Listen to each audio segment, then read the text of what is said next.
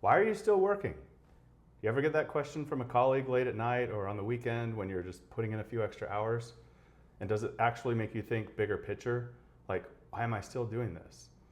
Well, I'm here to tell you, if you've been thinking about retiring and you can answer yes to these 5 questions, it's time.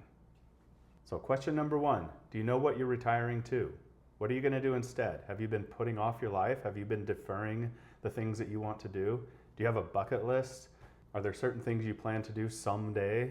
Well, I'm going to tell you, someday is not a day. And if you're waiting until someday, it may never come.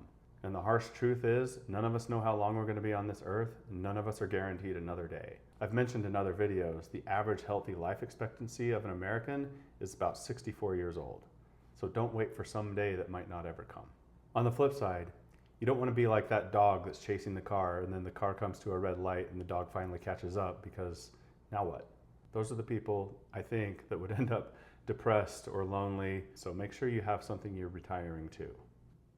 By the way, if you're enjoying this content, I would really appreciate it if you would like and subscribe and maybe even share this video so YouTube will push it out to more people just like you. The second question is your work negatively affecting your health? Is it causing you stress, anxiety? Is it affecting your sleep? Are you eating poorly? Are you skipping your exercise? Are you hunched over a computer and you just have poor posture, arthritis? The list goes on and on. But if your job really is negatively affecting your health, then you really have to think, is it worth it? Number 3, are you at a place where the culture is you have to be all in or you're in the way?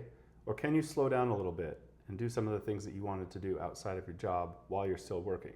Maybe work part-time or set some boundaries and only work during business hours. And if you can set those boundaries or work less, would that allow you to do the things that you wanted to do from question number 1? Because if that's the case, maybe you can have the best of both worlds. But throughout my career, I've always been at places where I am all in and I have to be. I'm working around the clock. I was available 24/7. I traveled all the time. I was taking calls around the clock. Working less for me and even trying to set boundaries would not be an option, because I'm always going to take that phone call. I'm always going to be available when somebody needs me. That's just the nature of the work that I did. And even if I could work part-time or set those boundaries, I'm still not sure that I would be able to fully enjoy the things that I'm planning to do in the near term, like building a van, cruising around the country, and ultimately cruising America's Great Loop. So I think for me, a clean break was the best way to do it. Question 4 is, do you have family or friends or other community that you want to spend more time with? And is your job getting in the way of that? If the answer is yes, then there's another good reason why you should consider stepping away. Like I said earlier, none of us are guaranteed a single day on this earth, so we need to make the most of the ones we have. Now, the last question is the one that most people think of first, and that is, can you retire financially? Do you have enough? What is enough? How much do you need? It's a very personal question for everybody, but look at your budget and really understand how much you need to live on. And then, do you have enough to do that? Or how hard would it be to make more if you needed to? And for this one, it makes sense to talk to a financial advisor.